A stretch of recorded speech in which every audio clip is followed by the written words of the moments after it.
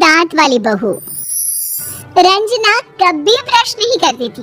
उसे कितनी बार उसके माँ बाप ने डांटा, लेकिन उसका कोई असर उस पर होता ही नहीं था, जिस कारण से उसके दांत पीले पीले हो जाते हैं शादी के बाद।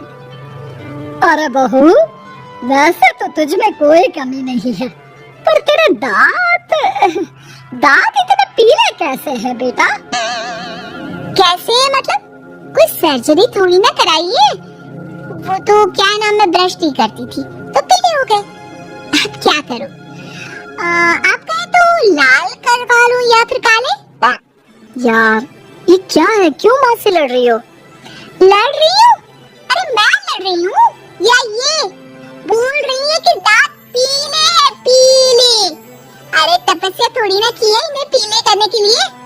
बकायदा ब्रश नहीं किया है 20 साल तक, तब जाकर। छी, कैसी बात कर रही हो? ये उस वक्त तो पीले नहीं थे जब हम लोग तुम्हें देखने आए थे। अरे तब साफ करवा लिया होगा डेंटिस्ट के पास जाकर। अब देखो कैसे पीले पीले लग रहे हैं। रंजना सास की तरफ गुस्से से देखती है। फिर शुरू हो गई पीले पीले पीले। अरे पीले तो तब भी थे जब मेरे हाथ का रसगुल्ला उड़ा उड़ा कर खा रही थी और बोल रही थी, लड़की नहीं गुणों का खजाना दे रहे भाई साहब। अब वो लोग करते भी तो क्या करते, पीले दांत वाली बहू पल्ले पड़ी थी तो झेलना तो था ही। एक दिन कीर्तन में रंजना गाना गा रही थी। अरे कमला बहन, माँ का द्वार आया तो सब शुद्ध कराते हैं, फिर अपनी बहू को ब्रश भी नहीं कराती तुम। दूर से पीले पीले दांत भक्ति में बाधा उत्पन्न कर रहे हैं। अरे कोई 2 साल के बच्चे थोड़ी ना लेकर आई हूँ मैं बहू बनाकर। अच्छी खासी लड़की है, अरे कैसे करवाऊं ब्रश? ये तो उसे खुद करना चाहिए ना।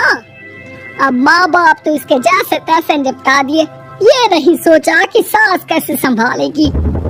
सास बहू को लेकर घर आ जाती है, लेकिन सोच लेती है कि अब इसे लेकर कहीं नहीं जाएगी। अगले रोज बहू कहती है, अरे क्या हो गया, मंदिर नहीं जाना क्या? कीर्तन का वक्त हो रहा है। मेरी मधुर वाणी से कान्हा जी जागते हैं और सोते हैं। आप तो जानती है ना उनकी भक्ति में कितना मन लगता है मेरा। वो क्या है ना, तबीयत ठीक नहीं लग रही है मेरी, आराम करूंगी मैं। तबीयत ठीक नहीं लग रही? अभी तो मिथुन के गाने पर नाच रही थी आप, और आप बोल रही है कि तबीयत ठीक नहीं लग रही। अरे भक्ति में मन लगा लो सासू माँ, ऊपर जाना है, क्या मुंह दिखाओगी आप? हाँ? सास को बहू की बात पर गुस्सा आ जाता है। मैं क्या मुंह दिखाऊंगी, इसकी चिंता तो ना कर, समझी? अपने मुंह की चिंता कर, जो ये पीले पीले दांत लेकर हर जगह पहुंच जाती है। पता है लोग कितना मजाक बनाते हैं। ना जी ना, मैं नहीं जाना कहीं तेरे साथ। तो ये बात है, कोई ना, मत जाओ, मैं अपने कमरे में ही बैठकर भक्ति कर लूंगी। ऊपर वाला दांत थोड़ी ना देखता है, मन देखता है, भावना देखता है। और अरे बस बस, तू सब कुछ दिखा, बस ये सफेद चमकदार दांत ना दिखाना किसी को, है?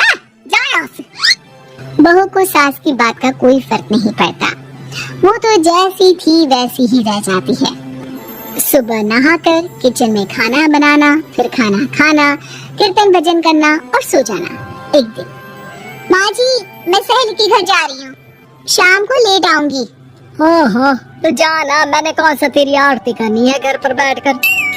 रंजना सहेली के घर जाती है, जहाँ वो पार्टी में जाने की तैयारी कर रही होती है। अरे शिखा, कहाँ जाने की तैयारी कर रही है? मैं गलत वक्त पर आ गई क्या? अरे नहीं यार, उल्टा सही वक्त पर आई है। मैंने ये साड़ी और ज्वेलरी निकाली है यार, शाम को इनके ऑफिस की एक पार्टी में जाना है। बताना कैसा लग रहा है ये सब? नहीं यार, इस ड्रेस के साथ तो वो वाली ज्वेलरी अच्छी लगेगी। हाँ, सही बोल रही है, मैंने ध्यान ही नहीं दिया। वैसे तो हमेशा से मस्त फैशन सेंस रखती है। तो बड़ा जाती होगी ना पति के साथ पार्टी में।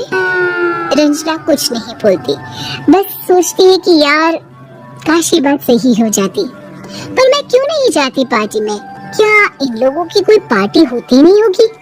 रंजना घर आती है और रात में पति से सवाल करती है, एक बात बताइए, आप मुझे किसी पार्टी में क्यों नहीं ले जाते? क्या आपके यहाँ ऑफिस में पार्टी नहीं होती? पति बेचारा क्या कहता कि दांत पीले हैं तुम्हारे इसलिए। अरे कोई पार्टी होती नहीं हम लोगों के ऑफिस में, तो कहाँ से लेकर जाऊं?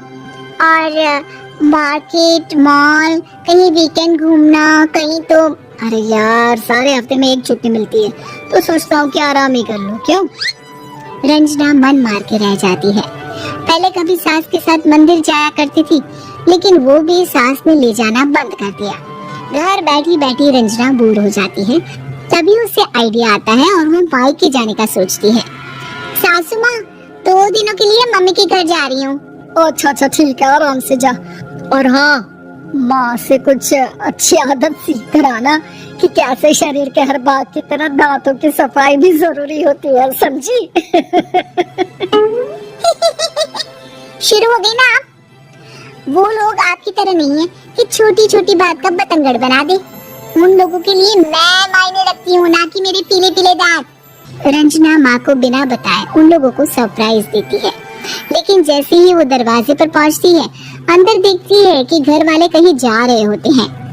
अब माँ, काश रंजना दीदी के दांतों वाली प्रॉब्लम नहीं होती, तो वो भी हम लोगों के साथ चलती ना बुआ जी की बेटी की शादी में। हाँ बेटा, लेकिन अब उसे कौन समझाए कि उसको उसके पीले दांत नहीं दिखते, लेकिन उसके आसपास के लोगों को कितना एम्बैरेसिंग फील कराते हैं। मुझे तो कितनी बार उसके स्कूल की टीचर ने शिकायत की कि उसके साथ कोई लड़की बैठना भी नहीं चाहती, और ना ही कॉलेज में कोई उससे बात करना चाहता था। लेकिन पता नहीं क्यों उसे ये बात समझ में ही नहीं आती। कोई कमी नहीं है उस लड़की में, बस यही कि दांत पीले हैं। मुँह तो भला हो जीजाजी और उनकी माँ का, जो दीदी को जैसी है वैसे ही रखा हुआ है। रंजना को अपने घर वालों की बात सुनकर बहुत दुख होता है। वो सोचती है कि वो क्या करे, लेकिन फिर वो सीधा डेंटिस्ट के पास जाती है, अपने दांत चमकाती है और कसम खाती है कि वो रोज ब्रश करेगी। और क्या हो गया? तुम तो 2 दिनों के लिए गई थी ना? पर कोई ना, अच्छा है, चलो आ गई तो। रंजना सास के सामने आकर खड़ी हो जाती है और पूरी स्माइल करती है, उसके चमकदार दांतों को दिखाती हुई। हाँ? चले मंदिर? माँ, मुझे माफ कर दीजिए, मैंने आप लोगों को बहुत एम्बैरेसिंग फील करवाया। मैं आज से रोज